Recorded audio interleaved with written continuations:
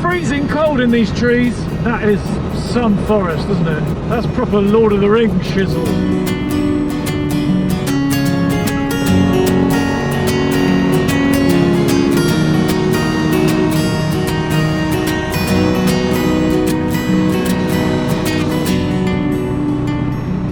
That was a lot of fun. I've also discovered that in low revs, this camera wobbles ridiculously. Look at that!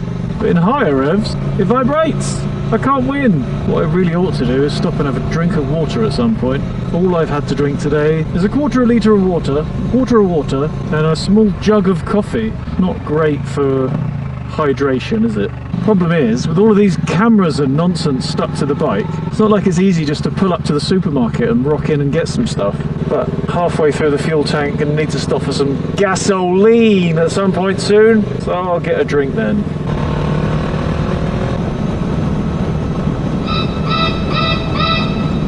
Look at that! Got company, finally!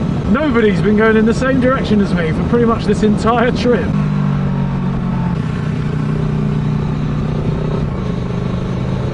Looked like they were trying to decide whether to come this way or not. Second guy looked keen. First guy was already on the way past. We'll see. They were on quite sporty sticks, so if they come this way, they'll be up my bottom within moments.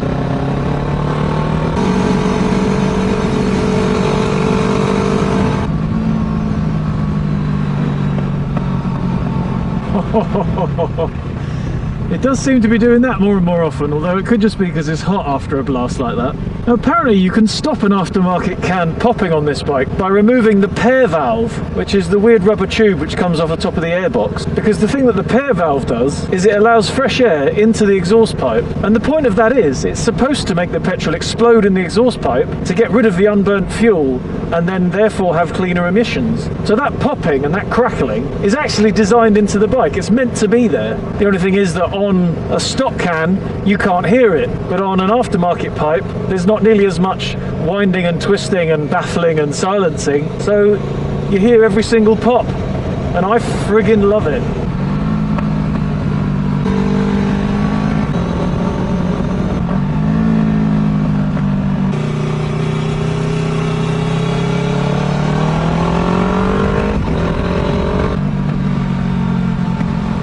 Oh, I can barrel into these corners with so much confidence with the throttle now, thanks to the booster plug. Didn't even have to touch the clutch. No fear of it jerking or juddering or anything. It was just totally smooth and predictable. And I know that predictable isn't often a term that you use for something that's exciting, but in this case, I definitely prefer it. Fox!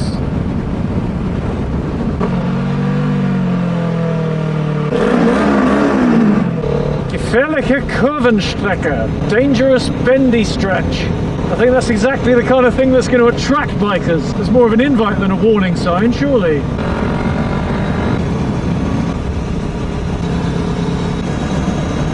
Unbelievable. Look, another roadblock. This place is wrecked. It really is. Ah, the Neckar River. This is the river that leads all the way to Heidelberg. It also flows through the Pacific Ocean out to Richard Branson's Island. Oh, nearly forgot.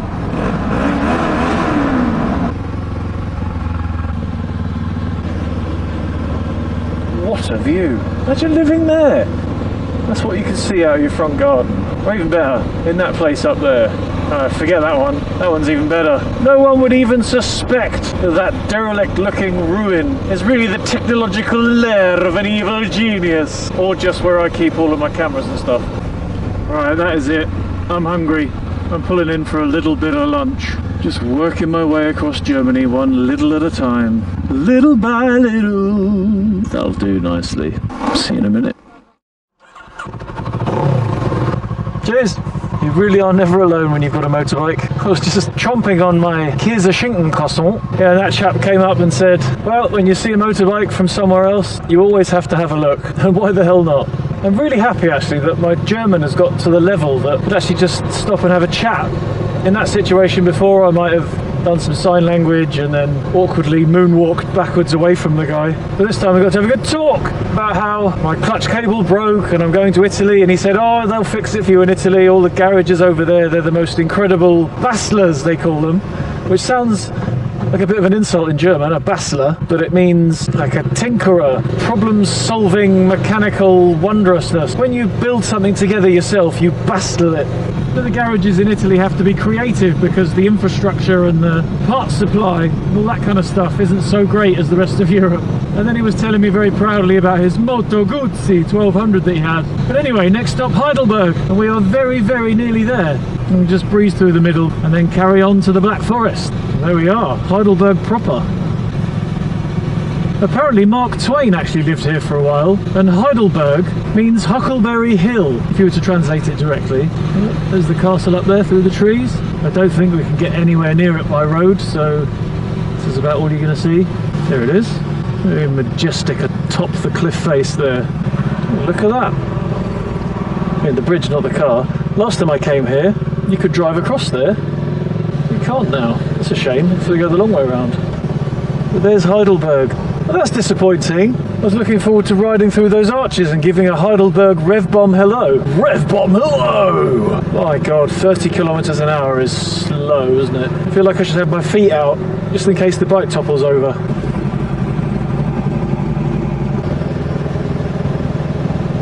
Isn't it pretty? Well, this is a bit annoying. I just want to go over there into the old town. I'm being ferried around the one-way system. It's like being in bloody Norwich. Oh, Heidelberg! Schloss. That's what I want. Schloss me, baby. Schloss me, baby, one more time. Oh, that really smells. I love the smell of new tar in the morning. It smells like...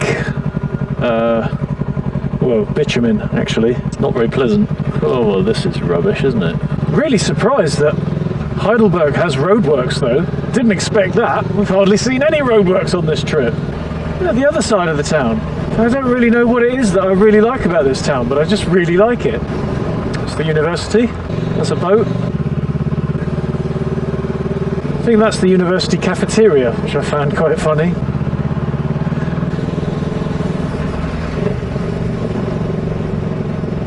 All I want to do now is turn in to look at the town, but it's all bloody straight ahead, so let's miraculously appear to be going in the other direction.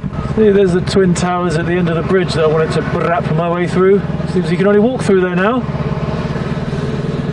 It's progress for you, I suppose. Let's have a breeze through the town, then we'll head on our merry way.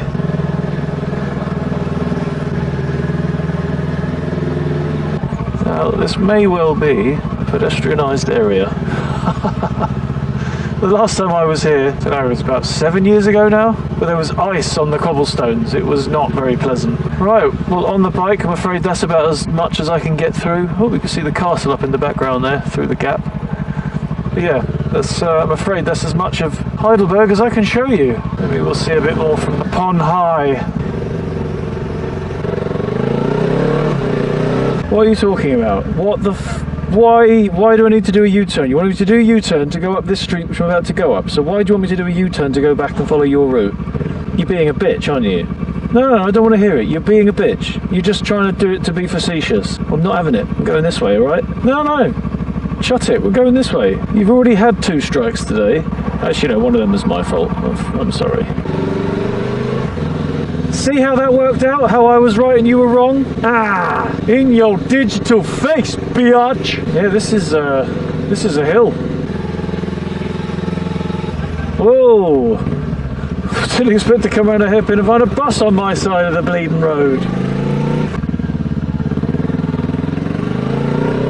Oh, is that clutch or brakes I can smell? I hope that's not mine. On a hill like this, I'm not surprised. This is the kind of windy, steep hill that clutches come to die, or rather clutches come to be brutally murdered.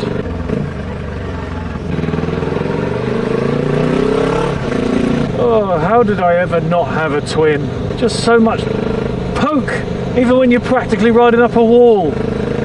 She still pulls onwards. See that? Oh, hang on. You can't tell me to go both ways now. I think the sat-nav is still trying to send me to the centre of Heidelberg, which you can't get to. Yeah, there it is. Right, how about if we lose the centre of Heidelberg and then carry on? We're going the wrong way. The compass on this phone is absolutely awful. It doesn't know which way you're going unless you're moving. And now you've recalculated. So both directions have the same ETA. Nothing like a pointless U-turn.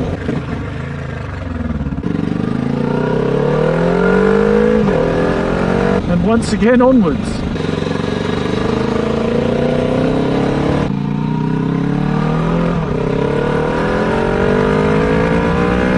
Well, that's it then. I was hoping we were going to see Heidelberg from the top of the hill, but unfortunately not.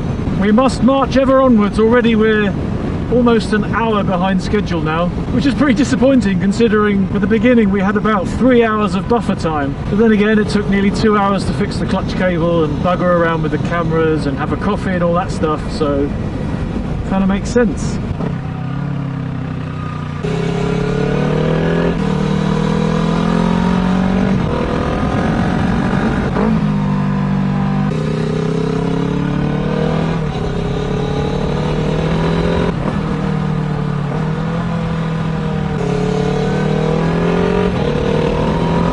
It was well worth seeing Heidelberg just for this little stretch.